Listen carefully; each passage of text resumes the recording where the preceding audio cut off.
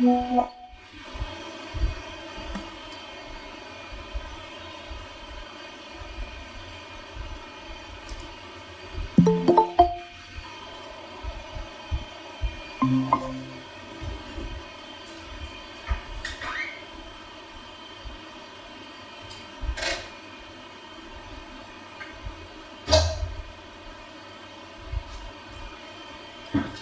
आवाज़ आ रही है?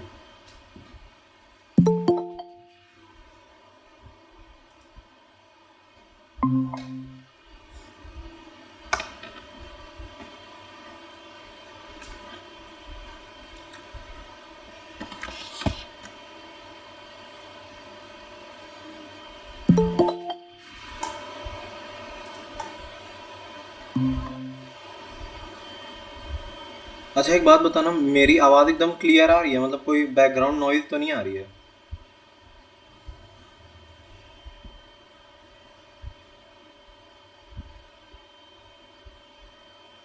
अच्छी तो क्लियर आ रही है। क्लियर आ रही है ना? ठीक है। मतलब जिस लाउडनेस से हम बोल रहे हैं प्रॉपर सुनाई दे रहा है ना? हाँ, सुनिए। ठीक है, ठीक है।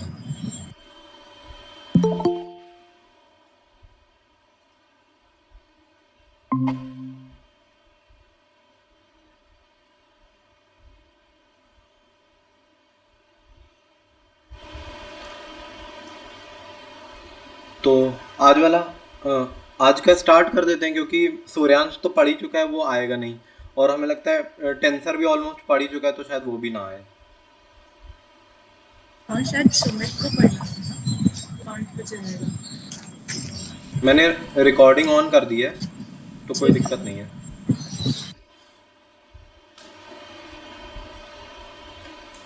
बस एक सेकेंड, हम स्टार्ट कर, परम्यूटेशन कॉम्बिनेशन से स्टार्ट कर दें, कोई दिक्कत तो नहीं है?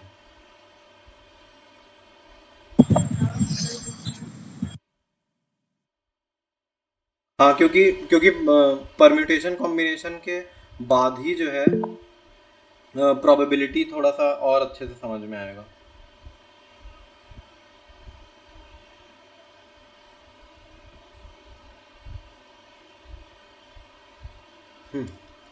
तो कोई एग्जिट हो गया क्या?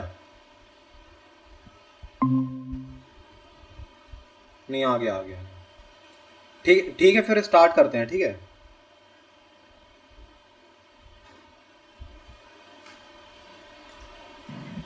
अभी तक स्टार्ट तो नहीं किया था ना कुछ भी, एक्चुअली मैं अभी अभी ज्वाइन हुई हूँ और मेरे को वॉइस अभी आनी स्टार्ट हुई है। नहीं नहीं नहीं, So, अभी स्टार्ट नहीं किया है। ओके।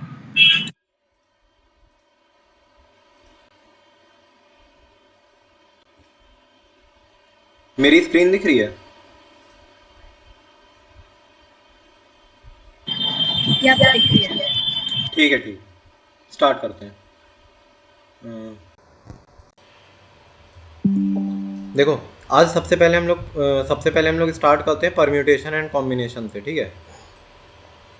तो सबसे पहले परम्यूटेशन और कॉम्बिनेशन में होता क्या है, इनके बीच में डिफरेंस क्या होता है? सबसे पहली चीज़ जो पहले पहले कॉम्बिनेशन आता है, ठीक है, उसके बाद परम्यूटेशन आता है। कहने का मतलब देखो, जैसे कि मान लो मैंने कहा कि अ, ये ये 3 स्टिक्स रखी हैं, है ना, अलग अलग साइजेस की, है ना। मैंने कहा कि इनमें से कोई भी 2 स्टिक्स उठानी है, ठीक है।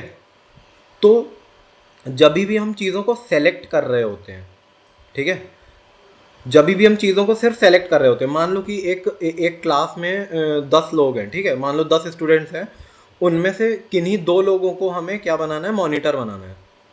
तो मैं क्या करूँगा, मुझे मुझे क्या प्रोसेस करनी है, मुझे उन 10 लोगों में से किन्हीं 2 लोगों को सेलेक्ट करना है सिर्फ, है ना। सिंपली मुझे क्या करना है, सिलेक्शन करना है। तो जहाँ कहीं पर भी हमें सिलेक्शन करना होता है, वहाँ पर हम कॉम्बिनेशन का यूज़ करते हैं, ठीक है। जब भी हमें कभी कोई भी चीज़ सेलेक्ट करनी होती है, जैसे मान लो कि एक बॉक्स है, उसमें खूब सारी चॉकलेट्स हैं, तो उसमें से उन चॉकलेट्स में से मुझे 3 चॉकलेट्स सेलेक्ट करनी है।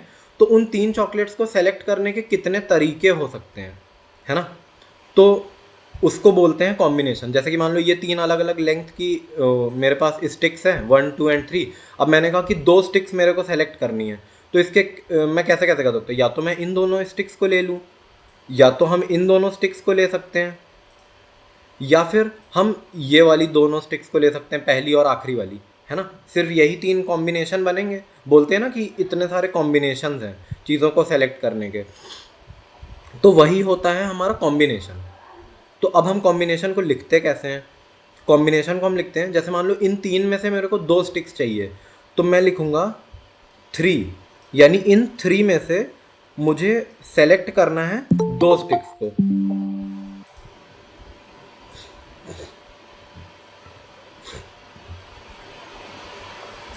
है ना। तो मुझे इन 3 में से 2 स्टिक्स को सेलेक्ट करना है। तो इस तरीके से ये सेलेक्ट होता है। अब इसका फॉर्मूला कैसे होता है कि हम लोग निकालेंगे कैसे? इसका फॉर्मूला होता है कि जैसे N, C और R, इसके फॉर्म में हम, ठीक है, जैसे मेरे को इस 3 में से 2 सेलेक्ट करनी थी चीज़ें, तो मैं कैसे करूँगा? इसको NCR के फॉर्म लिखा है, मतलब कि ये जो ऊपर वाला नंबर है ये N होता है, और ये जो R होता है ये नीचे वाला नंबर होता है। तो इसे हम कैसे लिखते हैं कि N फैक्टोरियल अपॉन में R फैक्टोरियल, है ना, और N माइनस R फैक्टोरियल, है ना। ये यार गंदा बन गया है, लेकिन तुम लोग अब समझ गए होगे कि देखो ये फॉर्मूला होता है NCR का, है ना, जैसे दिल्ली NCR है ना, वैसे ही, ठीक है। तो ये होता है हम लोगों का कॉम्बिनेशन, जहाँ पर हम सिर्फ चीज़ों को सेलेक्ट कर रहे होते हैं, है ना। मतलब तुम लोगों को फैक्टोरियल तो आता होगा ना, फैक्टोरियल बताना पड़ेगा क्या? नहीं आता है। ठीक है। अब देखो, जैसे मैंने कहा कि सी जो कॉम्बिनेशन होता है वो मैं तब यूज़ करता हूँ जब मेरे को चीज़ें सेलेक्ट करनी होती हैं। परम्यूटेशंस हम तब यूज़ करते हैं जब हमें चीज़ों को एक ऑर्डर में अरेंज करना होता है, ठीक है। ये डिफरेंस जानना बहुत ही ज़्यादा ज़रूरी है, अदरवाइज़ दिक्कत होती है, ठीक है, क्योंकि लोगों को परम्यूटेशन कॉम्बिनेशन का डिफरेंस ही नहीं पता होता। तो कॉम्बिनेशन में क्या होता है, मैंने सिर्फ चीज़ों को सेलेक्ट कर लिया। कॉम्बिनेशन में क्या करते हैं हम लोग? कॉम्बिनेशन में हमने जो चीज़ें सेलेक्ट करी हुई हैं उनको हम एक ऑर्डर में अरेंज करते हैं, है ना। एक ऑर्डर में मैं चीज़ों को क्या करता हूँ? अरेंज करता हूँ। वो होता है हमारा परम्यूटेशन, ठीक है। मान लो कि इसका एक एग्जाम्पल लेते हैं। जैसे मान लो मेरे पास 3 बॉल्स थी, एक ये, मान लो मेरे पास 3 फिगर्स हैं अलग अलग शेप्स की, और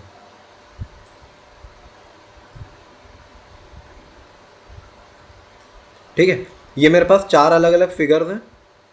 अब मैंने कहा कि इनमें से मुझे क्या करना है, मुझे 2 ऑब्जेक्ट्स को सेलेक्ट करना है, और प्लस उन दोनों ऑब्जेक्ट्स को मुझे अरेंज भी करना है, ठीक है। यानी कि ये पहले आएगा या ये पहले, जैसे कि मान लो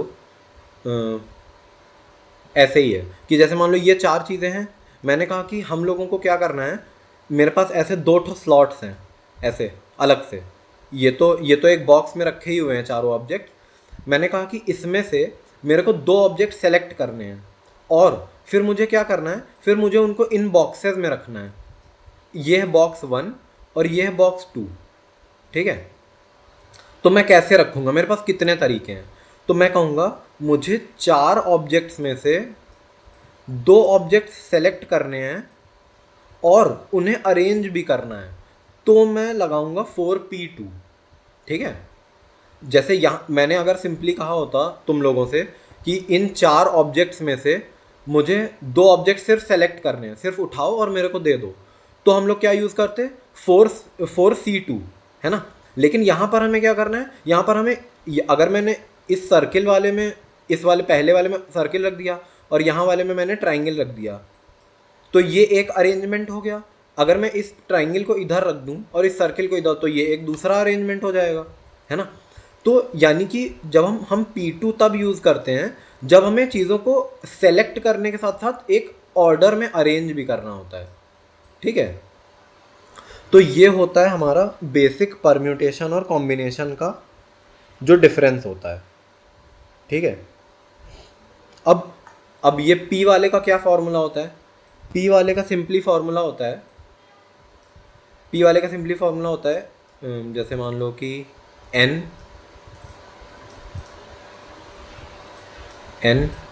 P और R है ना, तो इसका फॉर्मूला होता है n factorial upon n minus r factorial.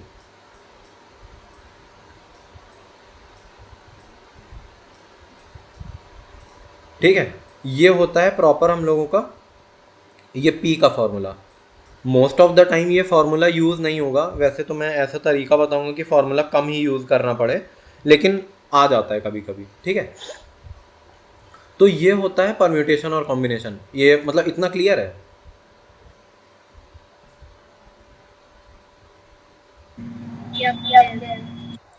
ठीक है।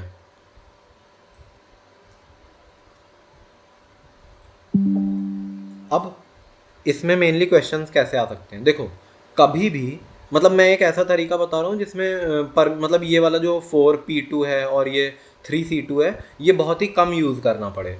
जैसे कि मान लो मैंने कहा कि मेरे पास 5 लेटर्स हैं, है ना, जैसे 5 लेटर्स कौन से लूँ, जैसे मान लो ये है, जैसे ये मेरे पास A है, ये मेरे पास B है, फिर मेरे पास C है, फिर D और ये E। मैंने कहा कि मुझे इनमें से सिर्फ 3 लेटर सेलेक्ट करने हैं और मुझे इनमें से सिर्फ 3 लेटर सेलेक्ट करने हैं और उनमें से एक वर्ड बनाना है। तो इन पांचों में से मुझे 3 लेटर सेलेक्ट करने हैं और उससे मुझे वर्ड बनाना है, मतलब वर्ड का कोई मीनिंग निकल करके आए या ना आए, या फिर वो एकदम बकवास वर्ड हो, लेकिन मुझे 3 लेटर का वर्ड चाहिए और मुझे वर्ड सेलेक्ट करने हैं इसमें से। तो अब देखो क्या करेंगे हम लोग P4P2 या मतलब NPRN NC2 ये सब पर्सनली नहीं यूज़ करेंगे, क्योंकि हम यूज़ नहीं करते, लेकिन ये बताना ज़रूरी था परम्यूटेशन और कॉम्बिनेशन के बीच का डिफरेंस बताने के लिए। अब देखो क्या है कि ये मेरे पास, अब इसको सॉल्व कैसे करेंगे कि मेरे पास 5 लेटर्स हैं, उनमें से मुझे 3 लेटर सेलेक्ट करने हैं और उसमें से मुझे वर्ड बनाने हैं। तो टोटल क्वेश्चन है कि टोटल कितने वर्ड्स बनेंगे, है ना। तो इस क्वेश्चन में करते क्या है हम लोग, मेरे पास कितने 5 वर्ड्स हैं, तो ये जो पहली प्लेस है मैं ये कह सकता हूँ मेरे पास पांचों में से कोई भी वर्ड आ सकते हैं, है ना, मतलब इन पांचों में से मैं कोई भी वर्ड उठाऊंगा तो इस पहली वाली प्लेस पे इन पांचों में से कोई भी आ सकता है। अब नेक्स्ट प्लेस जो है जहां पर मुझे अल्फाबेट चाहिए, अब कितने अल्फाबेट बचे, एक अल्फाबेट तो मेरा यूज हो गया, अब मेरे पास बचे 4 अल्फाबेट। तो यहाँ पर मैं 4 अल्फाबेट ही तो मतलब किन्हीं भी 4 अल्फाबेट्स में से कोई एक ही अल्फाबेट आ सकता है यहाँ पे, ठीक है। और ये जो पोजीशन है, अब 2 अल्फाबेट देखो, एक अल्फाबेट यहाँ पे आ गया, एक अल्फाबेट यहाँ पे आ गया, कौन सा आया ये मेरे को नहीं पता, लेकिन एक यहाँ आया एक यहाँ आया। अब टोटल मेरे पास कितने अल्फाबेट बचे, 3 अल्फाबेट बचे। तो अब यहाँ इन तीनों अल्फाबेट्स में से कोई भी अल्फाबेट आ जाएगा। तो ये मेरे बोलने का तरीका और जो है यही मेन इंपॉर्टेंट है कि मैं इन प्लेसेस को फिल कैसे कर रहा हूँ, ठीक है। तो ये है, अब 5 4 द 20 3 द 60, यानी टोटल 60 वर्ड्स हैं, है ना, टोटल 60 वर्ड्स होंगे जो इनमें से मैं 3 सेलेक्ट करूँगा बन जाएंगे। वैसे इस क्वेश्चन को हम ऐसे भी कर सकते थे कि मुझे 5 में से 3 वर्ड सेलेक्ट करने हैं और उन तीनों को अरेंज कर देना है। अगर तुम लोग ये अगर अपने साइड सॉल्व करोगे ना तो ये 60 ही आएगा, है ना। लेकिन हमें पर्सनली ये ज़्यादा ईजी लगता है ना, क्योंकि थोड़ा सा मतलब कि ह्यूमन फॉर्म में लगता है, ये थोड़ा सा वैसा लगता है जैसे कैलकुलेटर वाला, फिर इसे कैलकुलेट करो बैठ के, है ना। तो ये होता है प्रॉपर। अब देखो यहाँ पर हम लोगों का कॉम्बिनेशन भी यूज़ हो गया, यानी 3 वर्ड भी सेलेक्ट हो गए और उनका अरेंजमेंट भी हो गया। तो ये होता है क्वेश्चन में, कभी भी ये नहीं लिख के आएगा कि परम्यूटेशन करना है या कॉम्बिनेशन, वो तुम लोगों को सेंस पकड़नी है क्वेश्चन को देखकर कि मेरे साथ मुझे सिर्फ सेलेक्ट करना है चीज़ें या मेरे को सिर्फ चीज़ें अरेंज भी करनी है साथ में, ठीक है। तो अब यहाँ तक सब क्लियर है, तो उसके बाद थोड़ा सा एक दो रिजल्ट्स हैं, तीन चार, वो याद कर लेते हैं, ठीक है। जैसे मान लो कि मेरे पास n ऑब्जेक्ट्स हैं, ठीक है, मेरे पास n ऑब्जेक्ट्स हैं, ये ओबीजे लिख देंगे ना तो तुम लोग समझ जाना, है ना, पूरा लिखेंगे दिक्कत होती है फिर, है ना। तो जैसे ये n ऑब्जेक्ट्स हैं, तो अगर मुझे n ऑब्जेक्ट्स एक सर्किल में अरेंज करने हैं, जैसे कि मान लो ऑब्जेक्ट का क्या करना, जैसे हम ही लोग हैं, है ना, हम ही लोग इस मीट में हैं, अगर मुझे क्या करना होता कि जो जैसे म्यूजिकल चेयर खेलते थे ना छोटे पे, तो वैसे ही अगर n लोग हैं मेरे पास और मुझे उन्हें इस सर्कुलर, जहाँ अलग अलग चेयर्स रखी हैं, ऐसे ऐसे ऐसे और ऐसे, यहाँ सर्कुलर चेयर्स रखी हैं, और मुझे इन सब लोगों को बैठाना है, तो बैठाने के कितने तरीके हो सकते हैं।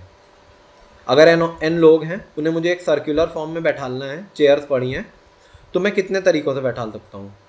तो उसके कितने तरीके होते हैं, n-1 फैक्टोरियल, ठीक है, ये होते हैं। अगर कोई, जैसे मान लो मैंने कहा कि मेरे पास 5 लोग हैं, मेरे पास 5 लोग हैं और मुझे उन 5 लोगों को एक सर्कुलर सीटिंग अरेंजमेंट में बैठाना है, तो उनको बैठाने के कितने तरीके होंगे, 5-1 4 फैक्टोरियल, ठीक है। अब अगर तुम लोग कहो तो मैं ये बता दूं कि ये n-1 क्यों आता है, वरना रट लोगे तुम लोग, बताओ।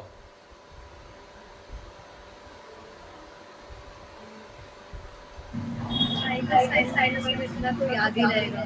हाँ ठीक है, फिर कोई इम्पोर्टेंट है, या फिर वैसे तो एक्सप्लेन करने के लिए आएगा नहीं ना, सिर्फ सीधा नहीं एक्सप्लेन नहीं, बस हाँ ऐसे ही याद कर लेंगे, कोई दिक्कत नहीं है। हाँ ये तो याद हो जाएगा, कहाँ पे लगाना है वो भी समझ में आ जाएगा। ठीक है। सो एक तो ये होता है कि मेरे पास n ऑब्जेक्ट्स हैं, मुझे उसे सर्कुलर में अरेंज करना है, तो n-1 फैक्टोरियल तरीक़ों से मैं अरेंज कर सकता हूँ।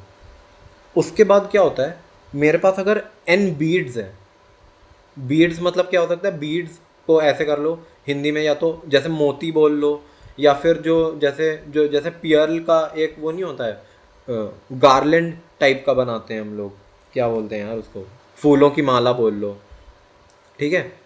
अगर मेरे पास n बीड्स हैं, ठीक है, मेरे पास अगर n बीड्स हैं और उससे मुझे एक फ्लावर का वो बनाना है,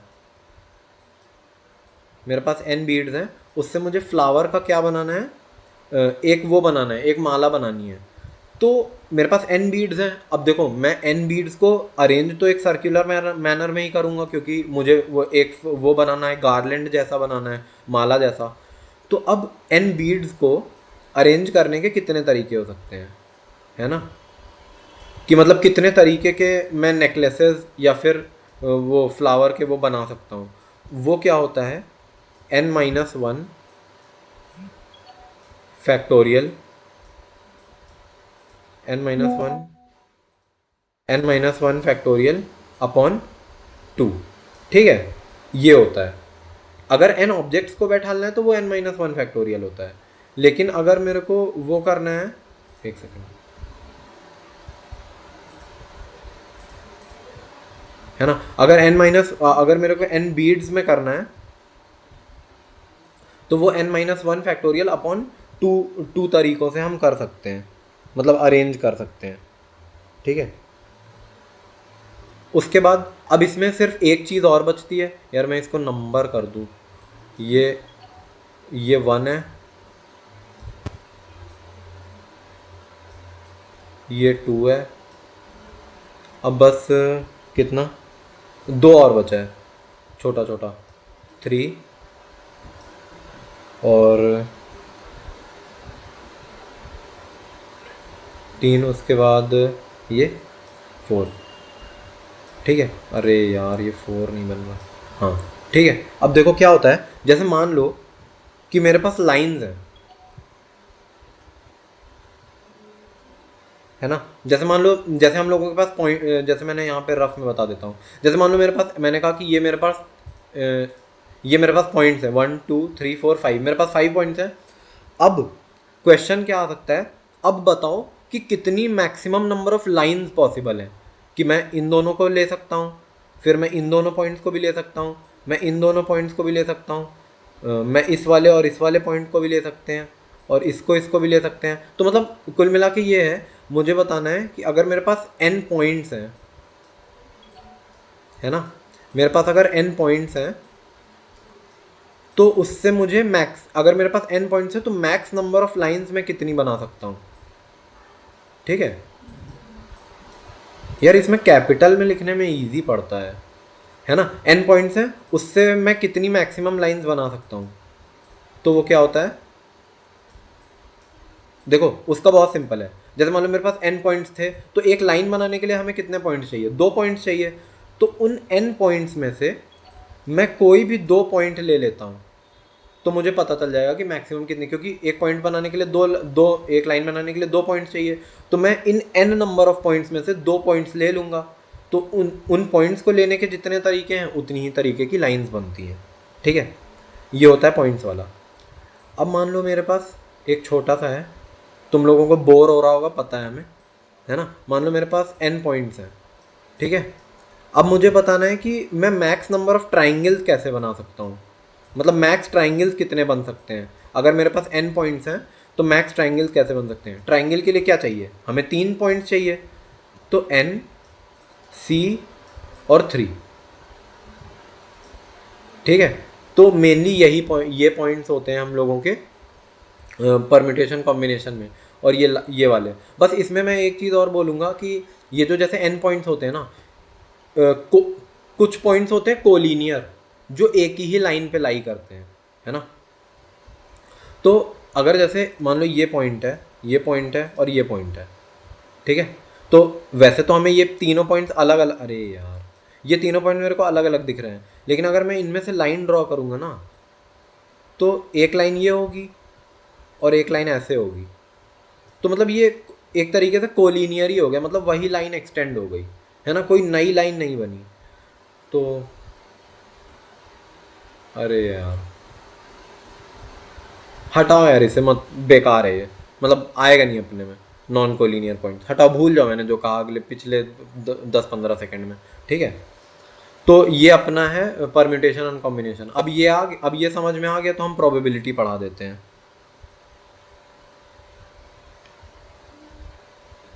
ठीक है, अब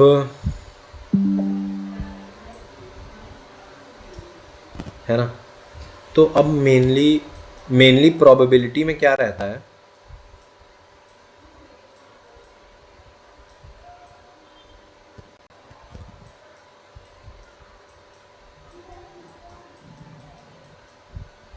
probability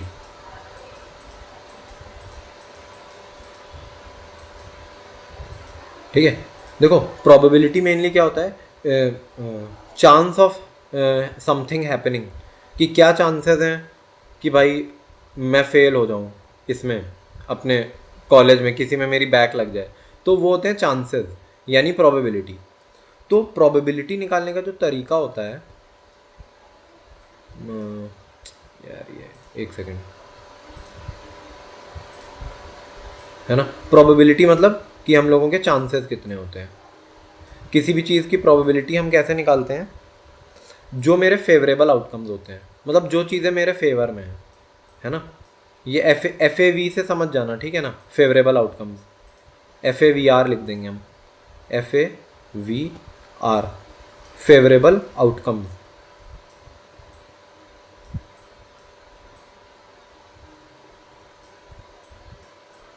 favourable outcomes upon total possible outcomes. ठीक है, टोटल पॉसिबल, यार ये ओ से ज़्यादा क्यू लग रहा होगा, लेकिन बस अब किसी तरीके से मैनेज ही है, टोटल पॉसिबल आउटकम्स। ठीक है, देखो हमेशा प्रोबेबिलिटी हम कैसे निकालते हैं, favourable outcomes and total possible outcomes. जैसे कि एक सिंपल से एग्जांपल से समझाते हैं, बहुत ईजी पड़ेगा। जैसे मान लो मेरे पास डाइस है, ठीक है, अब इसको तुम लोग डाइस ही मान लो, डाइस ही है ये, ठीक है, ये डाइस है मेरे पास। अब इसमें क्या प्रोबेबिलिटी है कि मैंने इस डाइस को थ्रो किया तो मेरे पास इवन नंबर ही आएंगे, है ना। तो पहले तो इस डाइस को फेंकने पे टोटल पॉसिबल कितने आउटकम्स आ सकते हैं, 1 से लेके 6 तक कुछ भी आ सकता है।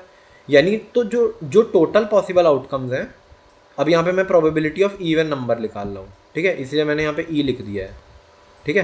तो जैसे टोटल पॉसिबल आउटकम्स क्या है कि भाई 1 से लेके 6 तक कुछ भी आ सकता है, तो मैं यहाँ पे 6 लिख दूंगा, ठीक है। उसके बाद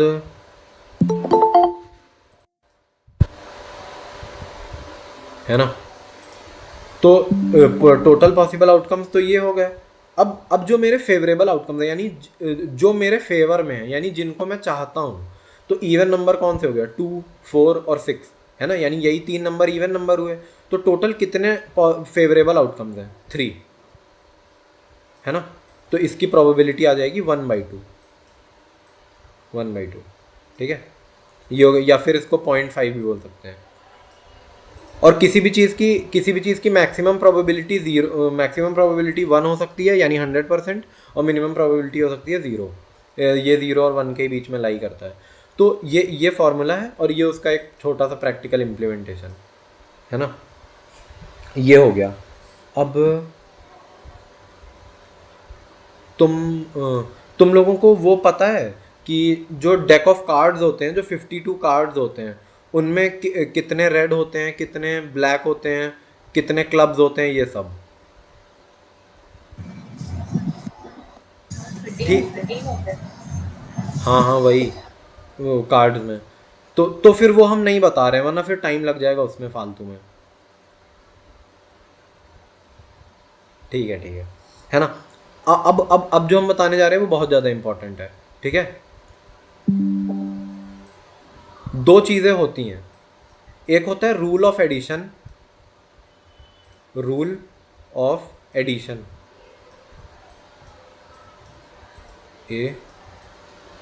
ADD,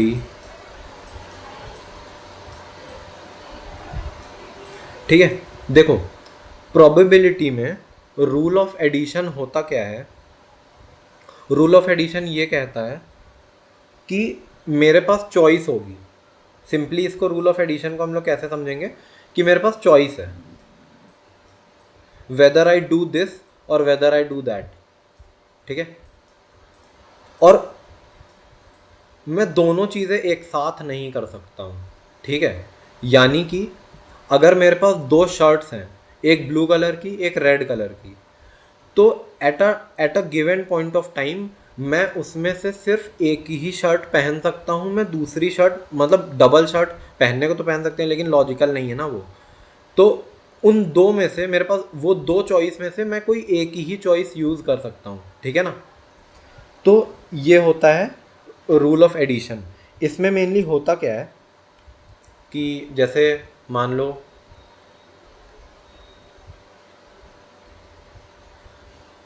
हाँ, जैसे देखो इसमें होता क्या है कि जैसे मान लो ये टाउन T1 है और ये टाउन T2 है,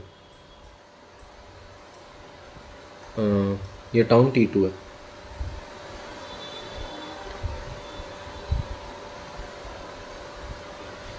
है ना। ये जैसे ये टाउन T1 है और ये टाउन T2 है। यहाँ से मुझे कार से जाना है, यहाँ से इस टाउन से मैं इस टाउन तक मैं कार के थ्रू जा सकता हूँ। और या तो मैं कार से जा सकता हूँ, और या फिर मेरे पास बस से जाने की फैसिलिटी भी है, ठीक है। तो हमने तुम लोगों से कहा कि अगर मैं कार से जा रहा हूँ तो मेरे पास 3 रूट्स अवेलेबल है ना, मल्टीपल रूट्स होते हैं एक जगह जाने के। और अगर मैं बस से जा रहा हूँ तो मेरे पास 2 रूट्स अवेलेबल हैं, ठीक है। तो अब मुझे ये बताओ कि मैं टाउन T1 से टाउन T2 कितने तरीक़ों से जा सकता हूँ, ठीक है। अगर मैंने ये क्वेश्चन पूछा कि टाउन T1 से T2 जाने के लिए अगर मैं कार से जाऊँगा तो 3 रूट्स हैं, अगर मैं बस से जाऊँगा तो 2 रूट्स हैं, ठीक है। तो अब मुझे ये बताओ कि मैं T1 से T2 अगर जा रहा हूँ तो उस T1 से T2 में जाने के टोटल कितने पॉसिबल तरीके हैं। तो उसमें हम लोग क्या करते हैं, क्योंकि देखो यहाँ पर या तो मैं कार से जाऊँगा या मैं बस से जाऊँगा, मैं दोनों से नहीं जा सकता, तो यहाँ पे रूल ऑफ एडिशन लगता है ना, कि यहाँ पे मेरे पास चॉइस है, मैं तो या तो ये करूँगा या ये, we can not do it simultaneously, ठीक है। तब हम चीज़ों को क्या करते हैं, यहाँ पर हम ऐड करते हैं, यानी 3 चॉइसेस है मेरे पास कार से जाने की और 2 चॉइसेस है मेरे पास बस से जाने की, यानी मेरे पास टोटल 5 तरीके हैं जिनसे मैं टाउन 1 से टाउन 2 जा सकता हूँ, ठीक है।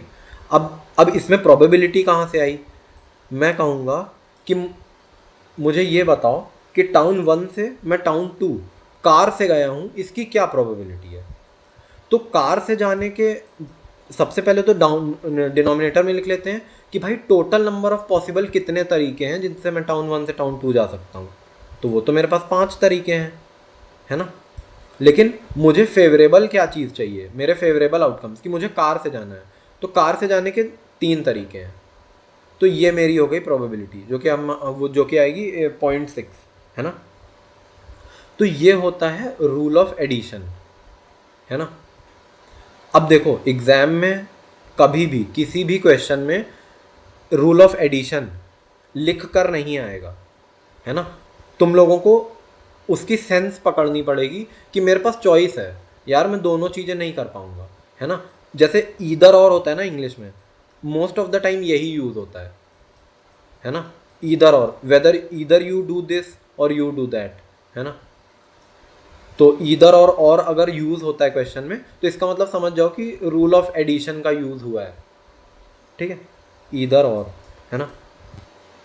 और लगे हाथ में ये भी बता देता हूँ कि जो मैंने परम्यूटेशन और कॉम्बिनेशन बताया है ना ऊपर, वो प्रोबेबिलिटी में कहाँ यूज़ होता है, ये टोटल नंबर ऑफ आउटकम्स निकालने में, ठीक है, ये टोटल नंबर ऑफ आउटकम्स निकालने में यूज़ होता है। परम्यूटेशन कॉम्बिनेशन हम लोगों के प्रोबेबिलिटी में, ये जो डिनोमिनेटर में चीज़ें हैं उसको निकालने के लिए मेनली यूज़ होता है कि भाई टोटल कितने आउटकम्स हैं, है ना, ये होता है। और क्वेश्चन में जैसे ईदर और करके आएगा, जैसे मान लो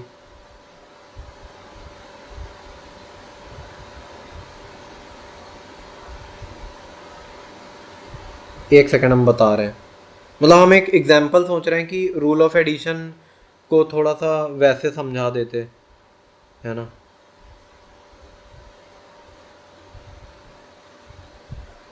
हाँ चलो देखो, मतलब रूल ऑफ एडिशन तो ये हो गया, ठीक है। और ये ईदर और वाला कीवर्ड याद रखना, ठीक है।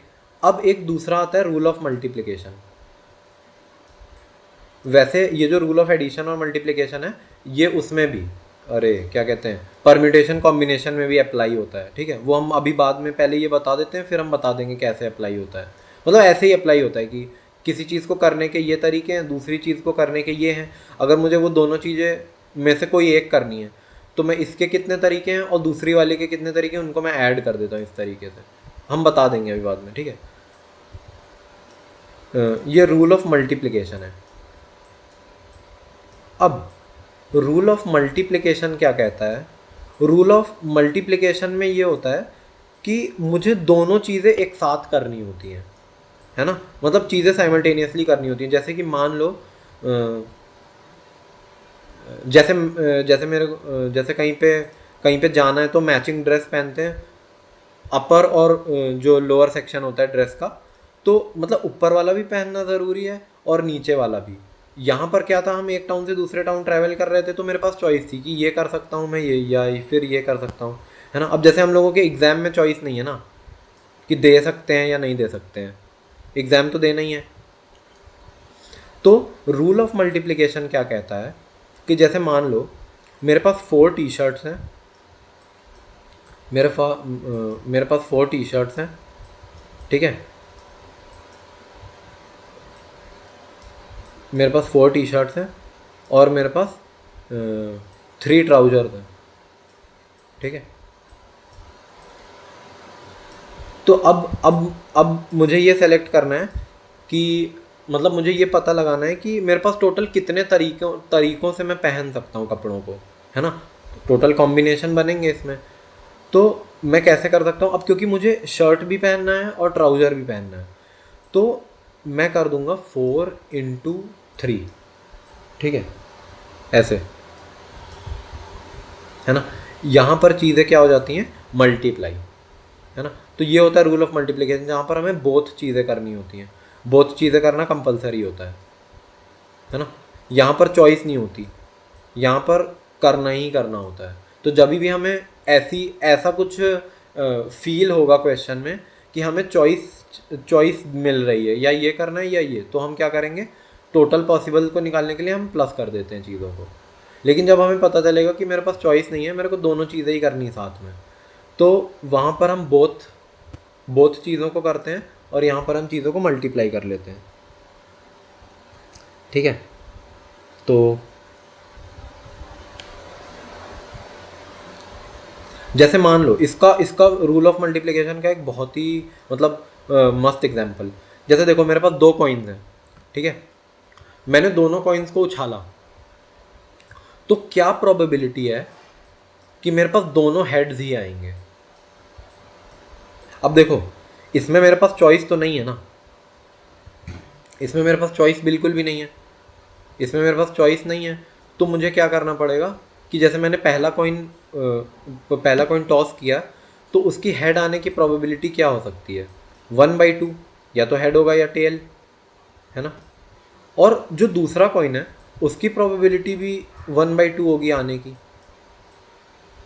है ना। तो अब ये भी इवेंट हो रहा है और ये भी इवेंट हो रहा है, ऐसा नहीं है कि एक इवेंट हो रहा है तो दूसरा इवेंट नहीं हो रहा है ना। यहाँ पर क्या था, बस वाले में अगर मैं कार से चला गया तो बस से थोड़ी ना जाऊँगा, है ना, दूसरा इवेंट तो बिल्कुल भी नहीं होगा। लेकिन यहाँ पर क्या हो रहा है, यहाँ पे ये दोनों इवेंट हो रहे हैं, तो अगर मुझे इनकी कंबाइंड प्रोबेबिलिटी निकालनी है तो मैं इनकी इंडिविजुअल प्रोबेबिलिटीज़ को मल्टीप्लाई कर दूंगा, ठीक है। और यहाँ पर मैं क्या करूँगा, यहाँ पर जो एडिशन वाला होता है उसमें प्रोबेबिलिटीज़ ऐड हो जाती हैं। जैसे कि मान लो एक छोटा सा एग्जांपल है कि अगर मैंने जो डेक ऑफ कार्ड्स हैं उनमें से मुझे ऐसा कार्ड निकालना है, या तो वो कार्ड स्पेड हो, या फिर वो कार्ड क्लब हो, ठीक है, स्पेड और क्लब।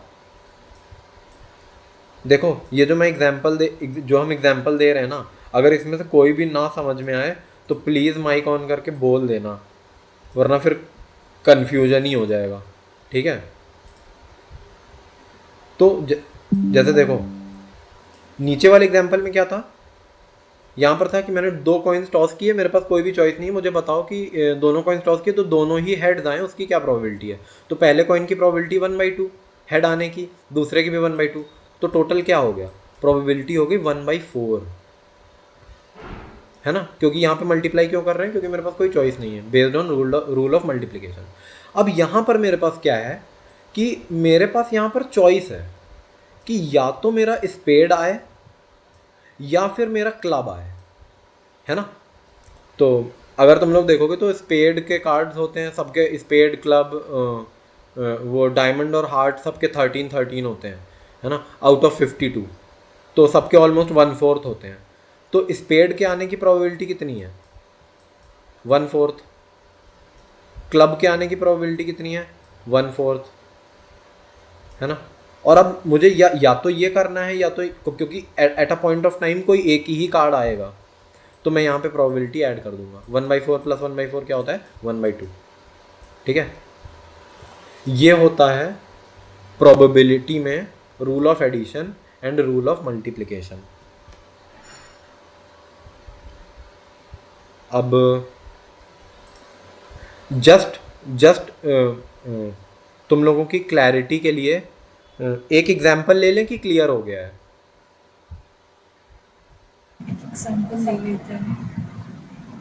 क्या चीज़, अच्छा एग्जांपल ले लें। मैं बताऊं, किसी ने ग्रुप पे शेयर किया है अभी, कोई दोस्त क्या कर चीज़, सकता है। प्रोबेबिलिटी का अच्छा एग्जांपल है, एक क्लास है, उसमें 25 बॉयज हैं और 20 गर्ल्स हैं। हाँ, उसमें 10 स्टूडेंट रैंडमली सेलेक्ट कर रहे हैं, तो वो क्या प्रोबेबिलिटी है। मेरे को फोटो दे दोगी क्या, व्हाट्सएप करो मैं आपको, हाँ हाँ हाँ ग्रुप पे शेयर करती हूँ। हाँ हाँ, ग्रुप पे कर दो, कोई दिक्कत नहीं है।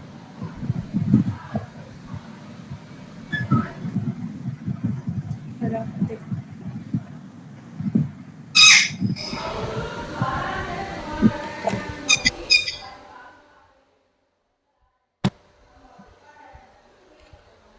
हाँ देखो, सब लोग अपना अपना एग्जाम्पल एग्जाम्पल मतलब जो फोटो है वो ओपन कर लो, फिर हम बता देते हैं इसमें। सब लोगों ने ओपन कर लिया। ओपन क्या हो गया?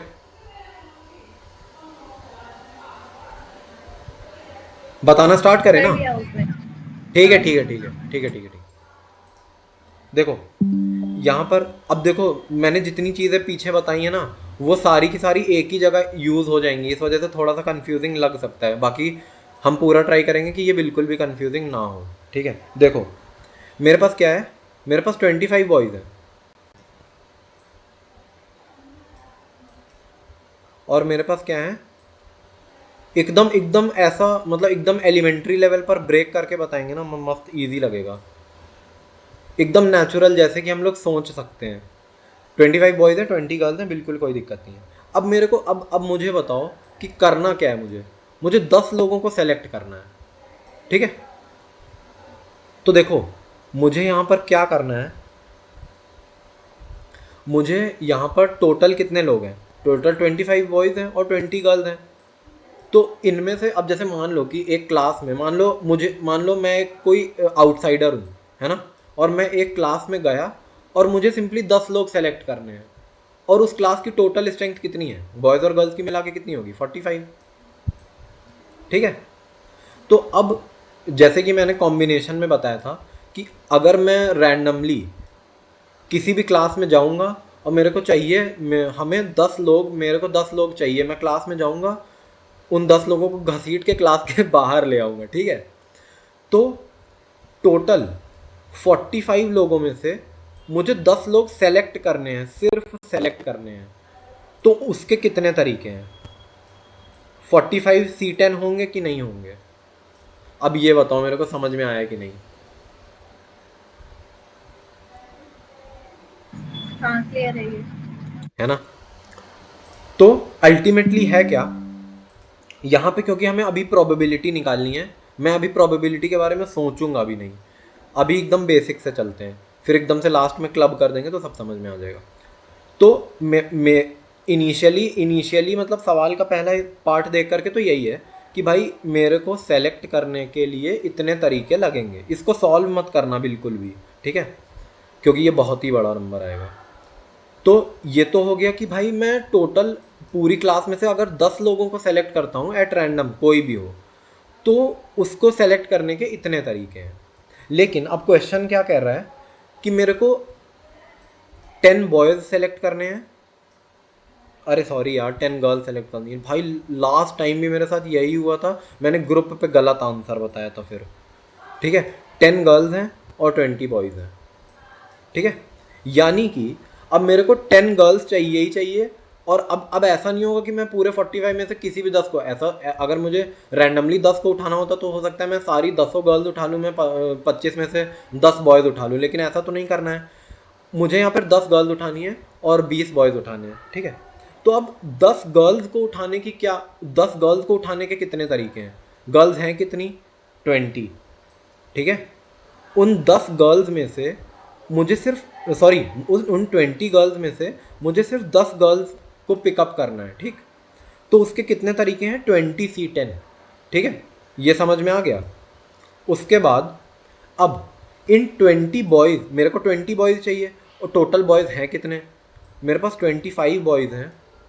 इन 25 बॉयज़ में से मेरे को 20 लोग चाहिए, 20 लड़के चाहिए, ठीक है। तो अब देखो, एक सिचुएशन ये हो गई है अपने पास, एक सिचुएशन ये हो गई है, और एक सिचुएशन ये हो गई है, ठीक है। अब मेरे को तुम लोगों में से कोई भी एक ये बताओ कि क्या मेरे पास यहाँ पर चॉइस है कि मैं 10 गर्ल्स को लूँ या 10 बॉयज़ को लूँ, कि या मेरे को दोनों लोगों को ही लेना पड़ेगा।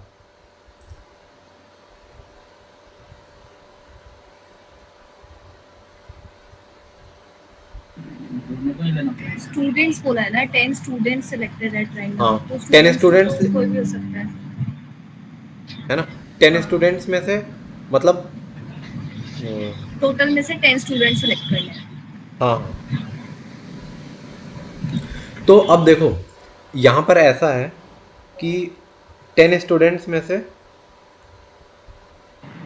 the probability that 10 girls and 20 boys are selected, then what is the probability that 10 girls and 20 boys?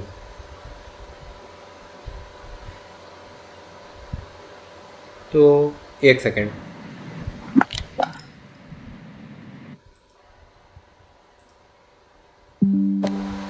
और 10 रैंडम स्टूडेंट्स बोला है ना। हाँ हाँ हाँ 10 रैंडम स्टूडेंट्स हैं।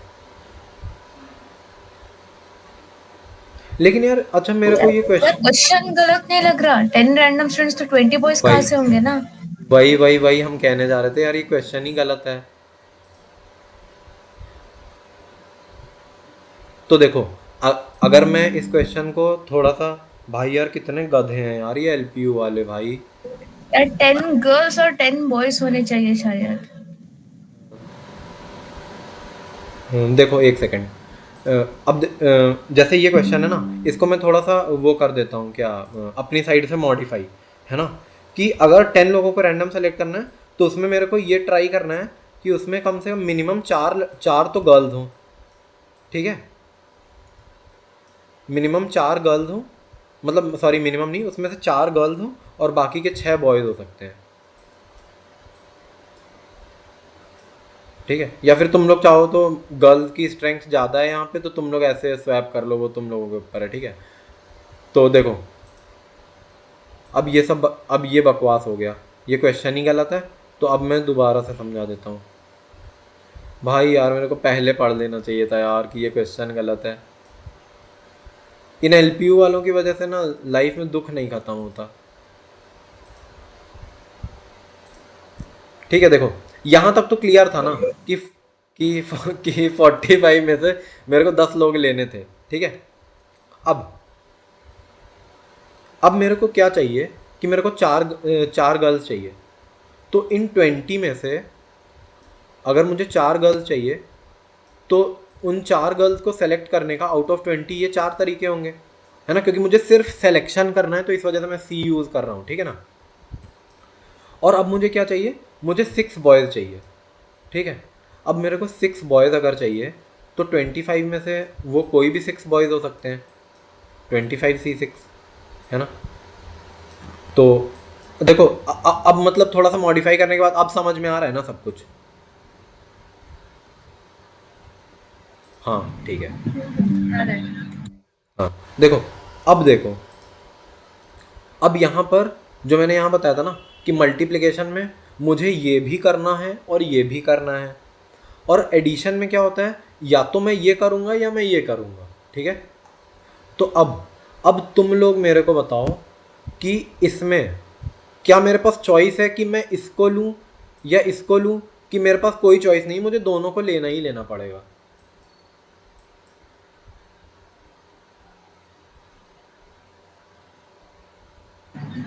आई थिंक मल्टीप्लिकेशन वाला, क्योंकि साइमल्टेनियसली हमें चूज करना है बॉयज हाँ। और गर्ल्स। हाँ सही है, बढ़िया है ना। देखो अब क्या है कि देखो अब देखो मैं सारे पीसेस को एक साथ रखता हूँ। प्रोबेबिलिटी क्या होती है, प्रोबेबिलिटी होती है टोटल आउटकम्स।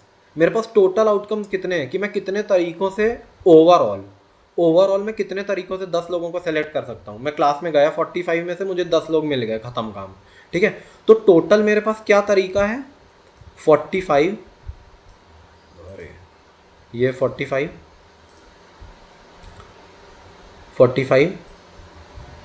C10 है ना। ये क्या है, ये है मेरा टोटल कि भाई टोटल पॉसिबल कितने आउटकम्स हो सकते हैं। 45 में से मैं किन्हीं भी 10 को ले सकता हूँ, ठीक है। लेकिन मेरे फेवरेबल आउटकम्स क्या हैं, मेरे फेवरेबल आउटकम्स हैं कि मुझे 4 लोग तो ये चाहिए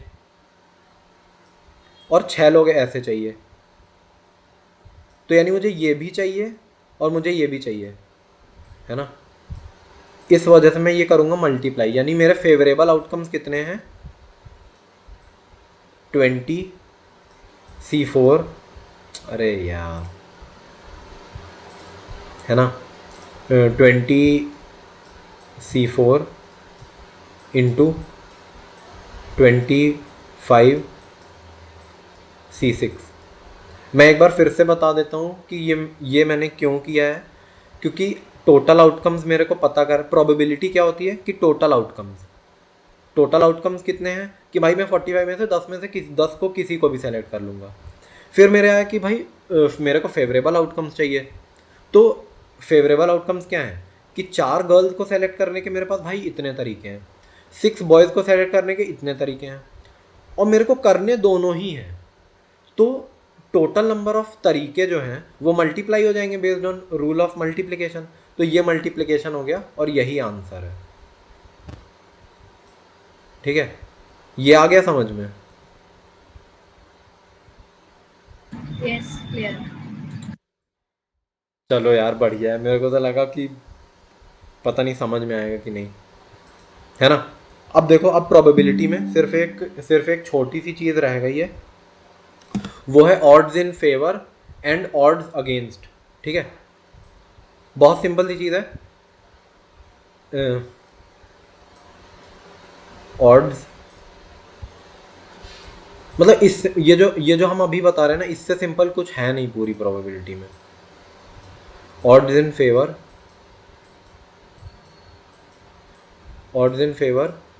इज टू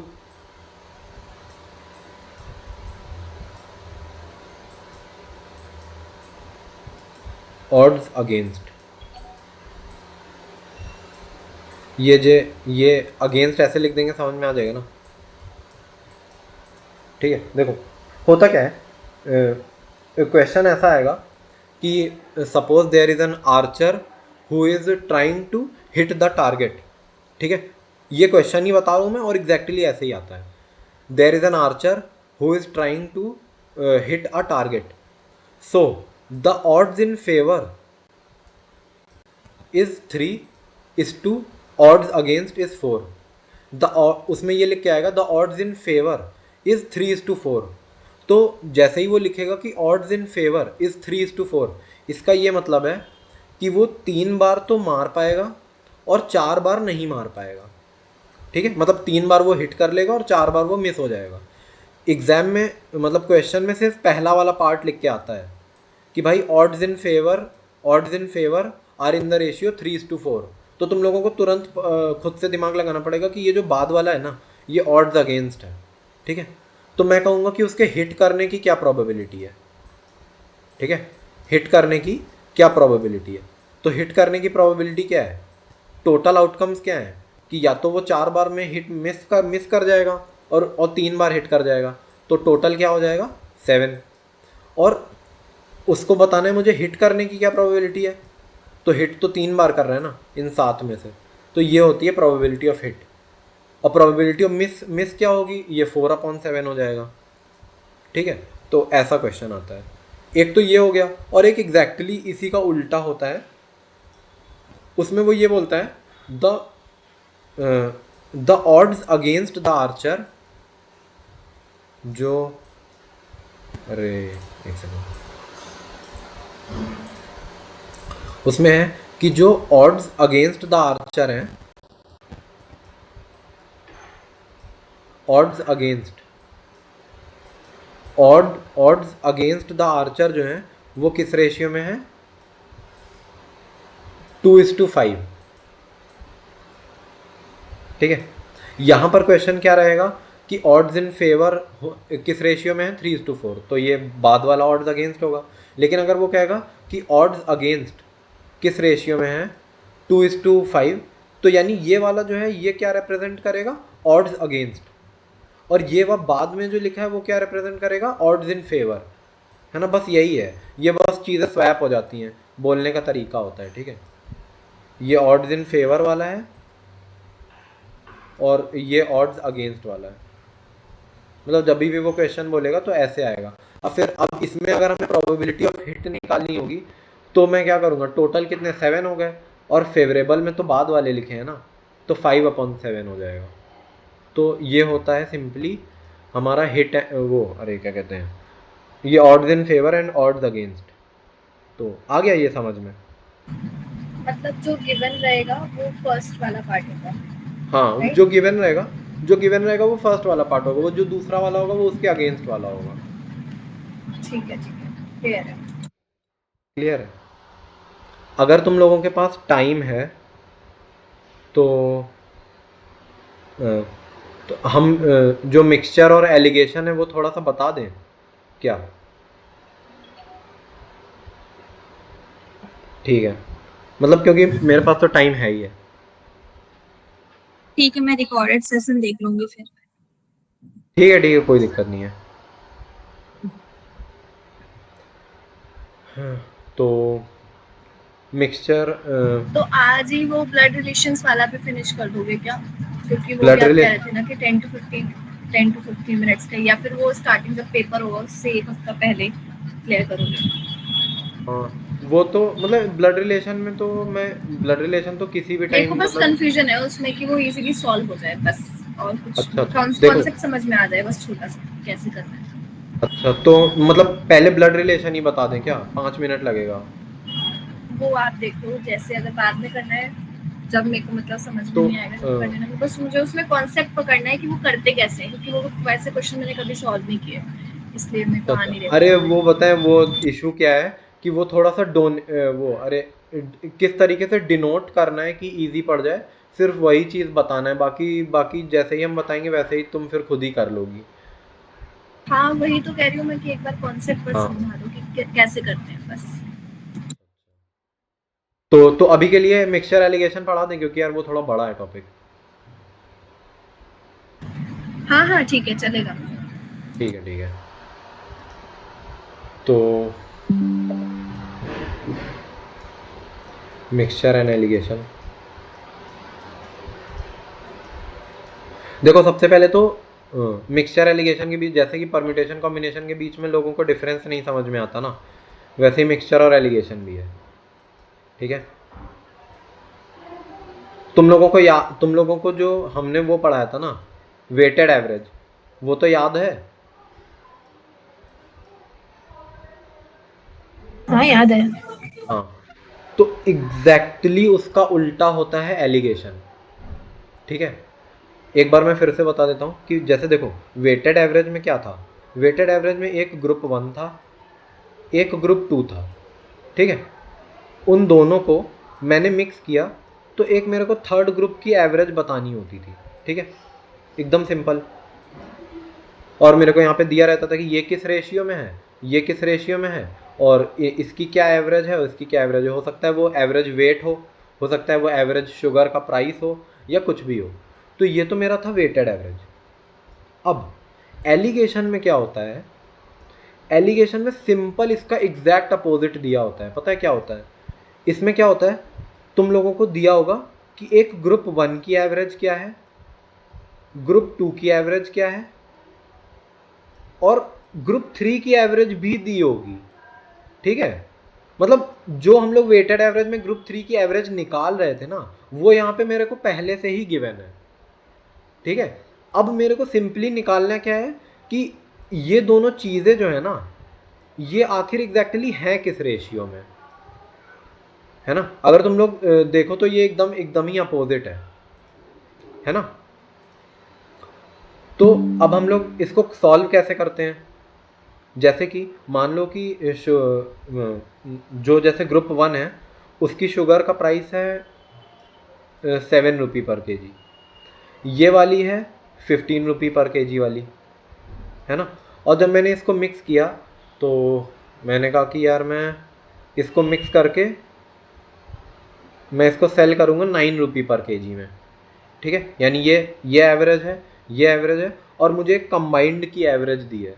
तो अब मुझे ये बताना है कि मैंने ये वाली जो शुगर है और ये वाली जो शुगर है उनको किन किन क्वांटिटी में मिक्स किया है, मतलब ये वाली शुगर कितने केजीज है, या और ये वाली शुगर कितने केजीज है। तो हम सिंपली क्या करते हैं, इन दोनों का गैप लेकर के इधर लिख देते हैं। ठीक है, और इन दोनों का गैप लेकर के यहाँ पर लिख देते हैं। ठीक है, 9 और 5 में कितने का गैप है? 6 का। ठीक है, और 7 और 9 में कितने का गैप है? 2 का। तो यानी अगर ये वाली चीज़ 6 यूनिट्स है तो ये वाली चीज़ मेरे को 2 यूनिट्स लेनी पड़ेगी, है ना।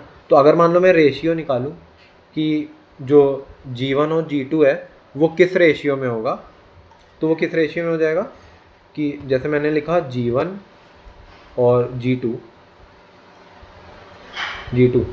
किस रेशियो में है, वो क्या हो जाएगा, G1 को क्या रिप्रेजेंट करेगा, ये 6 वाला 6, और G2 को क्या रिप्रेजेंट करेगा, जो इधर लिखा, मतलब क्रॉस करना होता है, ऐसे क्रॉस, मैं एरो बना देता हूँ तो सही रहेगा, है ना। ये ऐसे क्रॉस लिखा जाता है, और ये है 2, तो इसको अगर मैं काटूंगा तो 2 1 जा और ये 3। तो यानी कि ये जो चीज़ें मैंने करी है ना, ये 3:1 के रेशियो में है।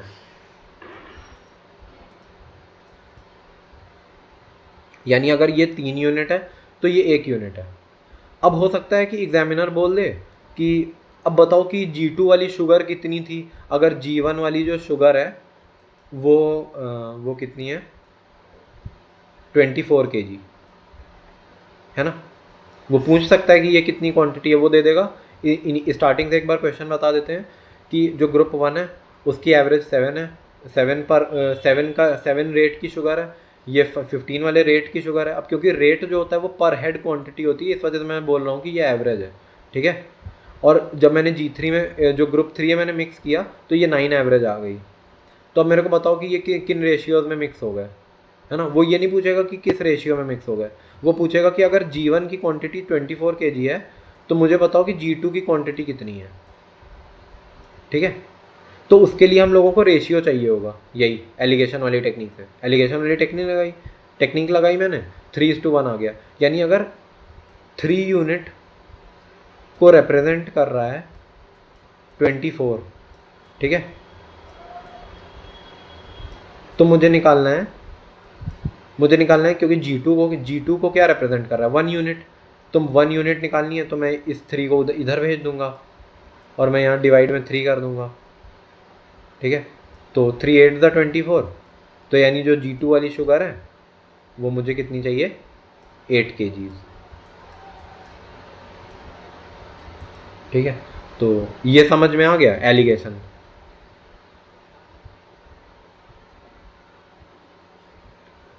ठीक है, ये हम लोगों का मेनली एलिगेशन हो गया। उसके बाद इसके बाद बस छोटा सा मिक्सचर बचा हुआ है। देखो मिक्सचर का टॉपिक मैं बहुत ही कॉम्प्लिकेटेड, मतलब मिक्सचर में बहुत सारी चीज़ें होती हैं, है ना। बहुत सारी चीज़ें मैं बता सकता हूँ लेकिन मैं बताऊँगा नहीं, क्योंकि अपने एग्ज़ाम में शायद उस तरह का क्वेश्चन नहीं आता है। अगर मिक्सचर का जो टॉपिक मैं पढ़ा रहा हूँ, अगर इसके अलावा तुम लोगों को कोई क्वेश्चन दिखे तो वो मेरे को ग्रुप पे सेंड कर देना, है ना। क्योंकि होगा ये कि अगर मैंने सारा मिक्सचर पढ़ा दिया तो कन्फ्यूजन भी होगा और हो सकता है वो उतना ज़रूरी ना हो पेपर के लिए और तुम लोगों का टाइम भी वेस्ट हो जाए। इस वजह से मैं मिक्सचर में सिर्फ वही पढ़ा रहा हूँ जो मुझे लगता है कि जिससे क्वेश्चन आ सकता है, ठीक है।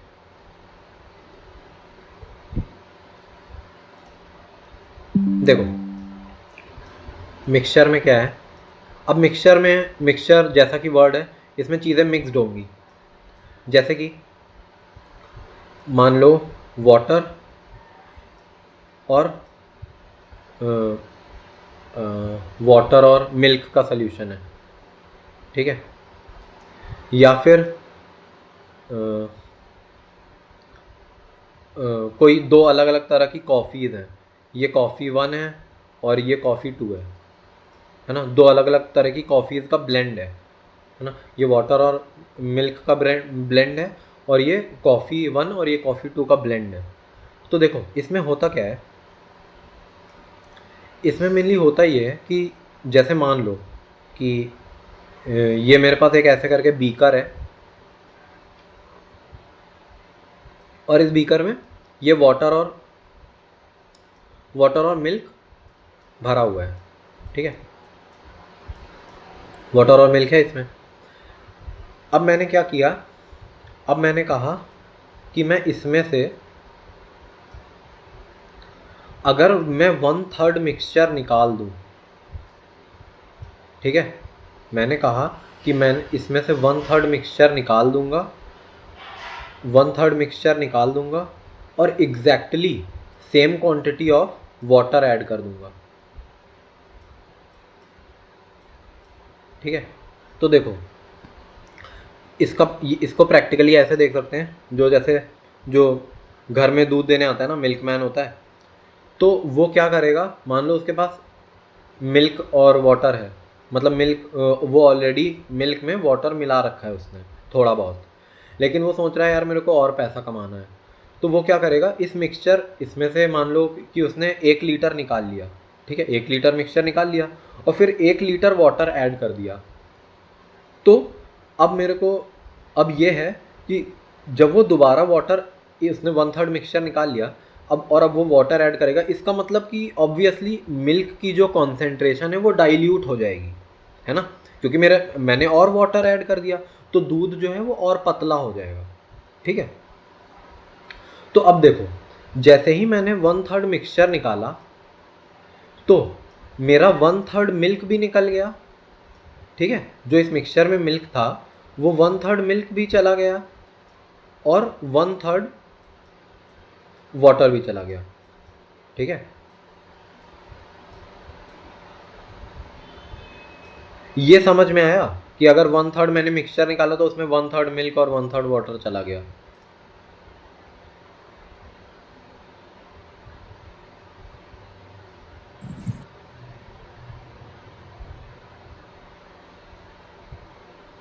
ठीक है, ठीक है, ठीक है, ठीक है। तो अगर मैंने 1/3 सोल्यूशन निकाला तो उस सोल्यूशन में मिल्क और वाटर दोनों था, तो भाई 1/3 मिल्क भी निकल जाएगा और 1/3 वाटर भी निकल जाएगा। लेकिन मैंने वाटर वापस से डाल दिया, यानी ये जितना वाटर निकला था मैंने वाटर वापस से डाल दिया, तो अब देखो मिल्क तो 1/3 चला गया, अब मिल्क बच कितना गया, मिल्क कितना बचेगा, मिल्क टोटल मान लो टोटल 1 यूनिट मिल्क था, 1 यूनिट यानी फुल जितना भी मिल्क था उसमें से 1/3 मिल्क निकल गया, ठीक है। तो अब मिल्क कितना बच गया, 2/3, ठीक है। तो अब मिल्क कितना बच गया, 2/3।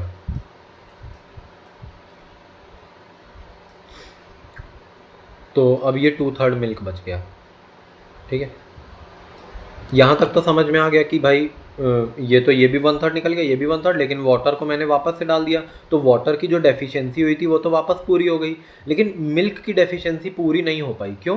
क्योंकि अब मिल्क तो 1/3 जो निकला तो वो तो निकल गया, तो टोटल 1 यूनिट मान लो मिल्क था, उसमें से 1/3 चला गया, तो अब 2/3 मिल्क बचा है, ठीक है। तो अब मिक्सचर में क्वेश्चन कैसा आता है कि एग्जामिनर क्या बोलेगा, वो बोलेगा कि ये मेरे पास बीकर है ना, उसमें मिल्क है, मिल्क है और उसमें वाटर है, ठीक है, बन जाए यार वाटर, ठीक है, मिल्क और वाटर है मिक्सचर में, तो वो एग्जामिनर क्या बोलेगा कि मैंने 1/3, अब देखो यहाँ पे थोड़ा सा कंफ्यूजिंग होगा, अभी तक तो इजी था, ठीक है, ये मैंने क्या कहा, मैंने 1/3 सोल्यूशन निकाल दिया, ठीक है, तो कुछ मेरे पास बीकर में फिर से कुछ बच के आएगा, एक सेकेंड, हाँ रुको खोल लें।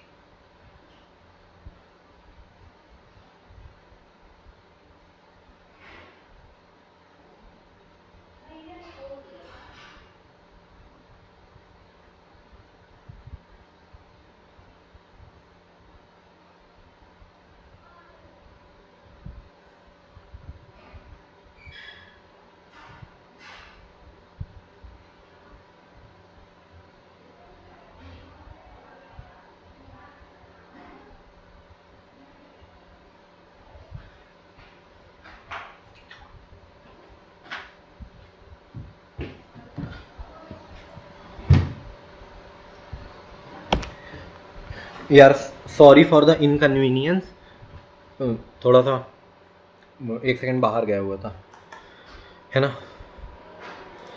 तो देखो अब क्या है, मैं एग्जामिनर जैसा अपने यहाँ क्वेश्चन आता है, क्या करता है एग्जामिनर, वो बोलेगा कि ये मिल्क और वाटर का सोल्यूशन था, मेरे पास कुछ सोल्यूशन था, 1/3 सोल्यूशन निकाला और मैंने उतने ही वाटर से रिप्लेस कर दिया, तो कुछ सोल्यूशन की क्वांटिटी आ जाएगी, है ना, ऐसे उसमें मिल्क और वाटर होगा। और वो कहेगा मैंने फिर से 1/3 कर दिया, उसने बोला कि मैंने फिर से 1/3 सोल्यूशन निकाला। ऐसा मान लो कि जो मिल्कमैन है ना वो बहुत ही ज़्यादा ग्रीडी है, पहले उसने 1/3 सोल्यूशन निकाला, फिर से पानी डाल दिया, उसको लगा भाई अभी मैं और प्रॉफिट लेता हूँ, तो उसने फिर से 1/3 सोल्यूशन निकाला और फिर से वाटर डाल दिया। तो अब देखो अल्टीमेटली होता क्या जा रहा है, जब पहली बार उसने ये ऑपरेशन किया तो मिल्क रिड्यूस हो गया, है ना, मिल्क रिड्यूस हो गया, और जब इसने दोबारा किया तब भी तो मिल्क रिड्यूस होगा। तो अल्टीमेटली क्वेश्चन क्या आता है कि अगर उसने 2 बार ये ऑपरेशन परफॉर्म किया, 2 बार या 3 बार, तो आखिर एट द एंड मेरे पास मिल्क कितना बचेगा, ठीक है। तो देखो जैसे पहली बार में जब मिल्क रिड्यूस हुआ, तो अभी ये मानो कि मैं मिल्क को इसी यूनिट से रिप्रेजेंट कर रहा हूँ, यानी जो ओरिजिनल जितना मिल्क था उसका 2/3 मिल्क बचा होगा, ठीक है। अभी यहाँ पे मिल्क मान लो 1 यूनिट था, मान लो एम जो है मिल्क है, मिल्क एम था, ठीक है। अब मैंने 1/3 निकाल दिया, तो ये जो मैंने समझाया था कि मिल्क तो 1/3 निकल गया, वो वापस आने नहीं वाला, तो अब वो 2/3 बचेगा, यानी अब यहाँ 2/3 मिल्क बचा है। अब मैंने जब दोबारा ये ऑपरेशन परफॉर्म किया, अब मैं फिर से इसमें से निकाल लूँगा 1/3, तो यानी कि जब मैंने दोबारा निकाला तो मेरा 1/3 मिल्क भी निकल गया, ठीक है। अरे यार ये है ना कि 1/3 मिल्क भी निकल गया और 1/3 वाटर भी, लेकिन वो कर क्या रहा है, वो बार बार वाटर तो ऐड कर ही दे रहा है, इसका मतलब फिर से मिल्क 2/3 हो गया, ठीक है। इसका मतलब मिल्क फिर से कितना हो गया, यानी अभी सबसे पहली बार जब उसने ऑपरेशन किया तो m का 2/3 बचा, ठीक है। अब जब इसने दोबारा से ये ऑपरेशन किया तो अब इसका भी तो 2/3 ही बचेगा, यानी अब कितना मिल्क बचा है, 2/3 ऑफ दिस क्वांटिटी, यानी 2/3 m, ठीक है। अब बताओ, अब ये जो मैंने लास्ट में लिखा है ना ये वाला, अब ये बताओ कि वो समझ में आ गया ना कि क्यों किया है ये। थोड़ा कंफ्यूजन है बट हाँ क्लियर हो गया है, प्रैक्टिस करके और सही से समझ में आ रहा है। हाँ तो मतलब अब देखो मिक्सचर के जितने भी क्वेश्चन होंगे ना उनमें एक सिग्नेचर चीज़ ये होती है कि कोई एक क्वांटिटी होगी जो कंटिन्यूअसली डिक्रीज होती जा रही होगी, है ना। अच्छा हुआ सूर्यांश चला गया, इसीलिए, क्योंकि मैं अब मैं अल्कोहल वाला एग्जांपल दे सकता हूँ, वरना वो रहता तो ज़रूर कुछ बोलता, ठीक है। अब देखो जैसे मान लो मेरे पास जैसे अल्कोहल का मान लो ब्लेंड है, ठीक है ना, एक ये मान लो ये B1 है और ये B2 है, ठीक है। अब एग्जामिनर क्या बोलेगा कि ये दोनों एक कंटेनर में रखे हैं, इसका मैंने 2/5 हिस्सा निकाल दिया,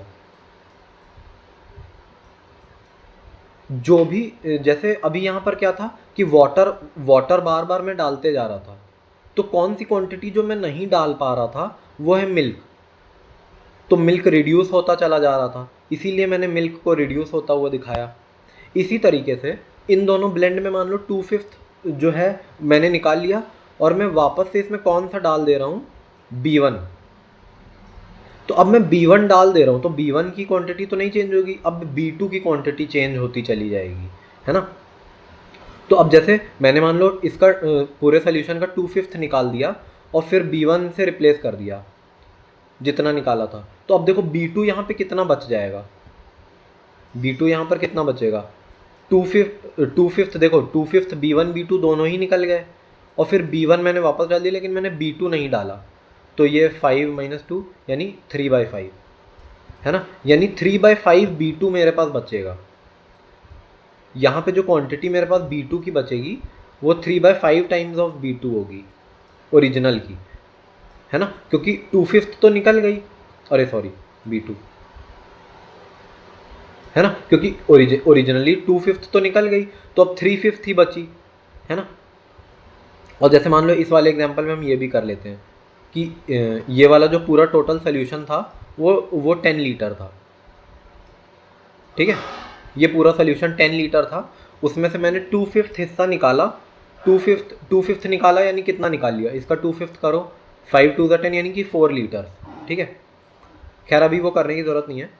तो देखो मैंने 2/5 निकाल लिया, तो जो B2 वाला ब्लेंड है वो 3/5 बचा। अब मैंने फिर से निकाल लिया 2/5, ठीक है, मैंने फिर से 2/5 निकाल लिया और मैंने फिर से B1 मैंने वापस से सप्लाई कर दिया, तो B2 क्या होगा, B2 फिर से कम हो जाएगा, यानी अब B2 जो है वो इसका इस वाली क्वांटिटी का 3/5 बचेगा, है ना, क्योंकि पहले क्या हो रहा था, इस वाली क्वांटिटी का इतना बचता है, फिर इस क्वांटिटी का 2/3 बचता है। तो जैसे यहाँ पर ये 3 ओरिजिनल B2 का 3/5 बचा, तो अब मैंने फिर से 2/5 निकाल लिया, तो अब ये फिर से 3/5 बचेगा अपनी ओरिजिनल क्वांटिटी का, ठीक है, तो यानी 3/5, और फिर मैं क्या करूँगा, अब ये मैंने ये ओरिजिनल है, 3/5 किसका बचेगा, 3/5 ऑफ B2, है ना। तो अब जो टोटल सोल्यूशन था 10 लीटर का, तो अब जैसे टोटल सोल्यूशन का इतना हिस्सा बचेगा B2 का अब, यानी 9/25 इंटू 10, है ना, हम लोग ऐसे कर देंगे, तो अब हमें पता चल जाएगा कि इन दी एंड B2 कितना रिमेनिंग है ना। तो ये है यार वो, अरे क्या कहते हैं, ये है मिक्सचर, और इससे पहले वाला था एलिगेशन।